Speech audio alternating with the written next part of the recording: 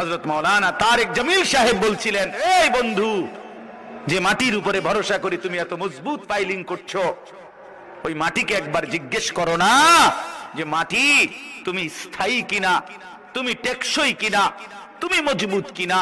মাটি চিৎকার করে বলবে, প্রিয় বন্ধু, আমি টেকসই না, আমি স্থায়ী না, আমি মজবুত না। ইসরাফিল ফু দিলে ইদা রাজ্জাতিল আরদু রাজ্জা, আমি মাটি রেজা রেজা পাউডার পাউডার হয়ে যাব। আরে আরে আরে কিরে কিরে ভেঙে যাই শব্দে, হায় হায় হায়, এমন করে না মানুষ।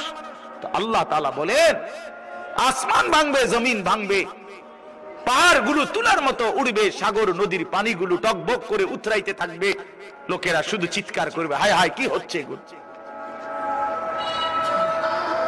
ভেবাচাকা খায়া যাবে, সূর্য চন্দ্র এক হয়ে যাবে, মানে আলোহীন হয়ে যাবে।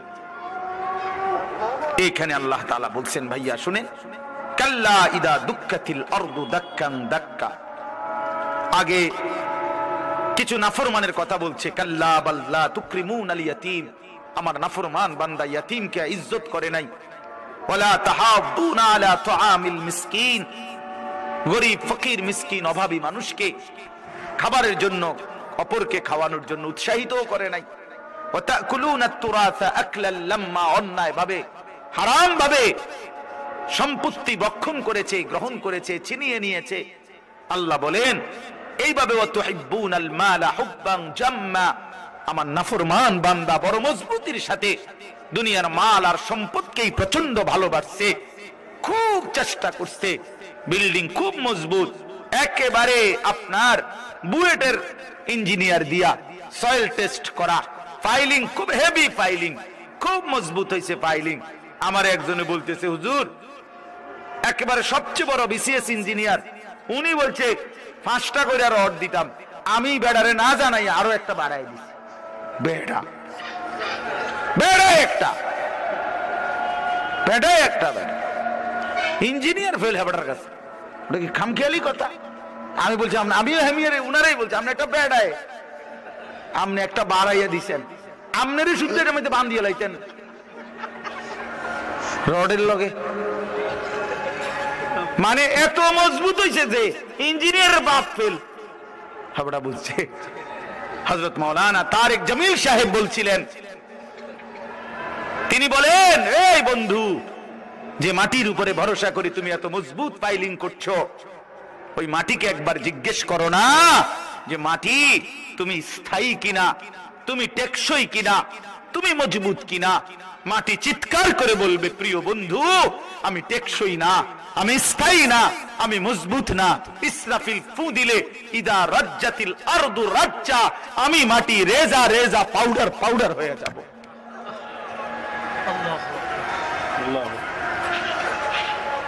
এক স্রোতের পানি আমি মাটিকে টিকায় রাখতে পারে না। আমার মালিকের ফয়সালা যখন হয়, এজন্য আল্লাহ তাআলা বলেন, হায় বান্দা, মাল এভাবে পছন্দ করে ফেললা, দুনিয়ার এভাবে শক্ত করে ধরলা। কাল্লা, এবার শুনেন, কাল্লা ইদা দুক্কাতিল আরদু দাক্কান দাক্কা। এই আর 10 মিনিট আছে, 10 মিনিটে 10 আয়াতের তরজমা শুনেন। এই সূরার 10টা আয়াত পড়ছি আমি। কাল্লা ইদা দুক্কাতিল আরদু দাক্কান দাক্কা, সাবধান বান্দা, দুনিয়াকে ভালোবেসে বড় বেশি ভুল করলা, ভুল করলা বান্দা। ইদা দুক্কাতিল আরদু দাক্কান দাক্কা, একদিন দেখবা এই জমিন চূর্ণ বিচূর্ণ হয়ে যাবে। পাথরে যেভাবে ভাঙ্গা চূর্ণ বিচূর্ণ করে, এইভাবে জমিন ও আসমানকে আমি আল্লাহ তাআলা চূর্ণ বিচূর্ণ করে ফেলব।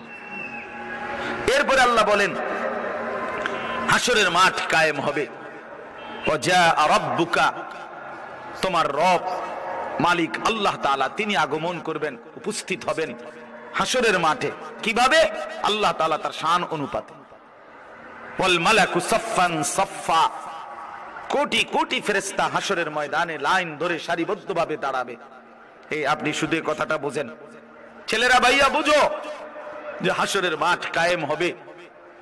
আদম থেকে রাসূলুল্লাহ সাল্লাল্লাহু আলাইহি সাল্লামের পর্যন্ত যত আম্বিয়ায়ে কেরাম, রাসূলুল্লাহ সাল্লাল্লাহু আলাইহি সাল্লাম থেকে ইসরাফিলের ফু পর্যন্ত যত ইনসান, সকলেই এক মাঠে দাঁড়াবে। আদম থেকে ইসরাফিলের ফু পর্যন্ত মহান আল্লাহ পাক উপস্থিত হবেন। কোটি কোটি ফেরেশতারা সারিবদ্ধভাবে দাঁড়াবে।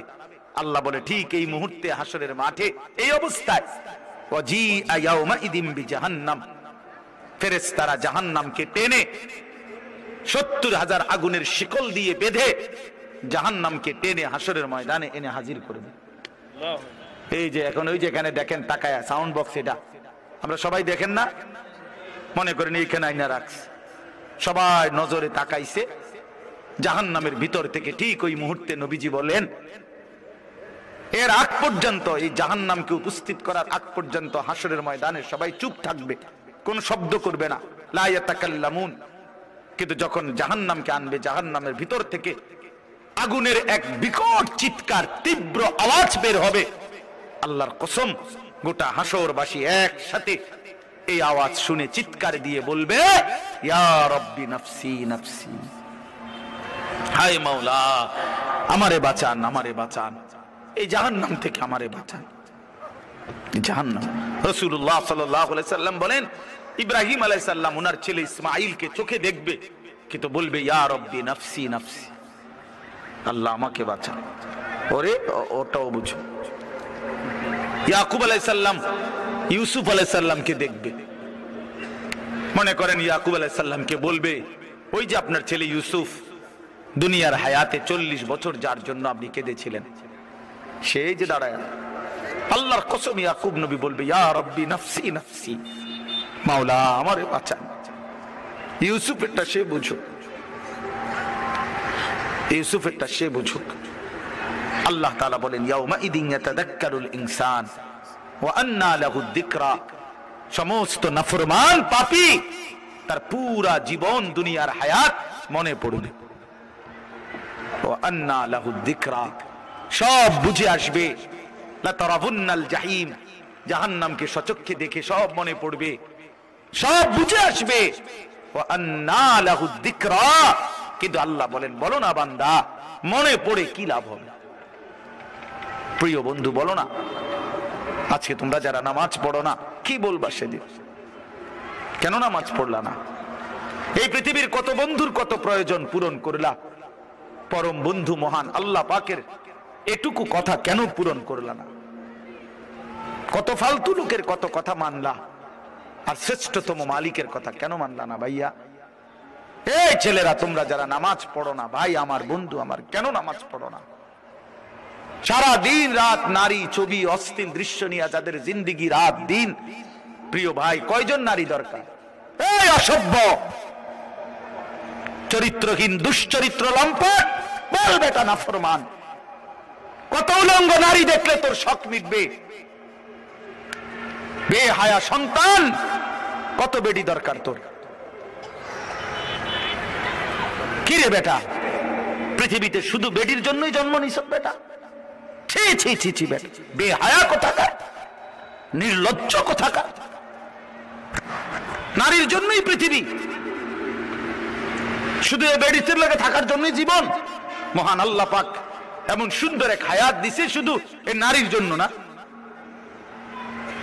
এক একজনে ভালোবাসতে বাসতে জান শেষ হেতের, হ্যাঁ হেতের জান হেতের প্যান্ট শুদ্ধ করে যেতে আছে ভালোবাসতে বাসতে, পিছি দিয়ে প্যান্ট টান নিয়ে ধরন লাগে, মাজা নাই, কোমর নাই, শরীর নাই, যৌবন নাই, বেশ শরম। মানে আসল কথা হইল অসভ্যতায় গুনায় নিজের শরীর, নিজের যৌন সক্ষমতা, শরীরের স্বাস্থ্যগত সমস্ত সক্ষমতা সব শেষ করে দিছে। হ্যাঁ আমি খোলামেলা বলি, নওজোয়ান তোমাদের জন্য বলার কেউ নাই, চিল্লায় না কেউ, ফেরাইবার মানুষ কম, ফেরাই চরিত্র নষ্ট করছো। হারবাল কোম্পানি পোস্টার লাগাইয়া রাখছে, এত পোস্টার কেন হারবালের? হ্যাঁ লাল পোস্টার এগুলো এত ডিকা, ঘটনা কি? দেশে বাংলাদেশে কি যৌন সমস্যা কোনো মহামারী আকার ধারণ করছিল? কোন আন্তর্জাতিক গবেষণায় অথবা কোন দেশে কোন রাষ্ট্রীয় কোন গবেষণায় বলেন? চুপ নিয়ে এই পড়ে আছে। কে মনে করাই দিবে কবর? দুনিয়া মনে করাইবার তো লোকের অভাব নাই। এই মিয়া, দুনিয়া তো সবাই মনে করাই দিতেছে। কবর মনে করাবে কে বন্ধু? আখিরাত মনে করাবে। এই দুই চারজন মোল্লা মুন্সি, এরাও যদি পৃথিবীতে না থাকে, আপনারা যদি এদের কেউ হারায় দেন, সরায় দেন, তো আপনাদেরকে আখিরাত মনে করাবে কে? কবর মনে করাবে কে? দুনিয়া বুঝাবার জন্য তো লোকের অভাব নাই। একটা মাহফিলে আমি যদি এখন বলি, আসেন আজকে যেহেতু আমাকে দাওয়াত দিছে, সবাই মনোযোগ দিয়ে শুনেন একটি অটো কিভাবে চালাইতে হয়, আজকে আমার আলোচ্য বিষয়। তো এটা বললে মানুষ হাসি দিবে না? কথা বলেন না কেন? ব্যাককল হুজুর, অটো কেমনে চালাইতে হয় এটা কনের লাগে নি আপনার এনে দাওয়াত দিই? তো তাহলে আপনি দেখুন আমগো যে আমরা দুনিয়া বুঝাইতাম, তো আমি তো বুঝাইতাম চাইছিলাম, আপনি আসলেন কেন? বলে সিএনজি কিভাবে চালাইতে হয় না বন্ধু, আল্লাহ তাআলা কোরআনুল কারীমের মধ্যে বলছেন আমাদের ইলমের মাকসাদ কি, কেন আল্লাহ তাআলা উলামায়ে কেরামকে যাকে যেটুকু কোরআন সুন্নাহর ইলম দিবেন, আল্লাহর কসম কোরআন শরীফের সরাসরি আয়াত, আল্লাহ তাআলা বলছেন ফালাউলা নাফারা মিন কুল্লি ফিরকাতিন মিনহুম তাইফাতুল লিয়াতাফাক্কাহু ফিদ-দ্বীন। আল্লাহ বলেন এই দ্বীনের উচ্চতর জ্ঞান কিছু মানুষ অর্জন করবে, ইলম অর্জন করবে। কেন? আল্লাহ বলেন ওয়ালিয়ুনদিরু কওমাহুম ইযা রাজাউ ইলাইহিম, তারা যখন নিজ জাতি কওম সম্প্রদায়ের কাছে ফিরে আসবে, তারা আল্লাহর ভয় দেখাবে, আখিরাতের ভয় দেখাবে, কবরের ভয় দেখাবে, জাহান্নামের ভয় দেখাবে। ওয়ালিয়ুনদিরু, এটাই উলামায়ে কেরামের কোরআন সুন্নাহর ইলমের মাকসাদ। এ তো কোরআন শরীফের আয়াত। কি আয়াত? কোরআন শরীফের আয়াত। ওয়ালিয়ুনদিরু কওমাহুম, জাতিকে ভয় দেখাবে, আল্লাহর ভয়, আখিরাতের ভয়, কবরের ভয়, জাহান্নামের ভয়। রাসূলুল্লাহ সাল্লাল্লাহু আলাইহি ওয়াসাল্লাম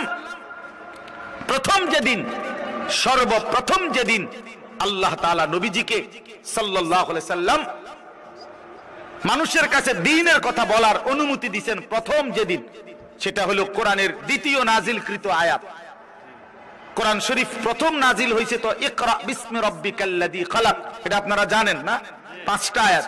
এখানে মানুষেরই কিছু কইতে কয় নাই, এটা হলো প্রথম নবীজিকে বলছে আপনি পড়ুন আপনার রবের নাম নিয়ে,